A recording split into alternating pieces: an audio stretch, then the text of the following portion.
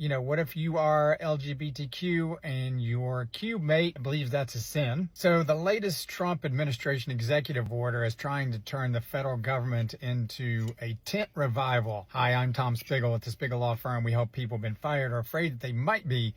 So you've always been able to practice your religion at work. You're protected by federal law being able to do that. You can have religious insignia at your desk, things like that. Well, this latest executive order takes it a step further and says that federal employees can engage in polite conversation with their coworkers, trying to explain to them why their religion is the best religion. But according to the executive order, they have to do it in a respectful way, which I'm sure is going to happen. So one can imagine, what if you are LGBTQ and your cube mate believes that's a sin? He or she is supposed to be able to politely tell you this is not a correct way to live, and then you need to come over to his or her side. Or if you're Muslim and your coworker doesn't believe that Muslim is the way to heaven, then he or she can politely have a discussion with you to try to convince you to come over to a different religion.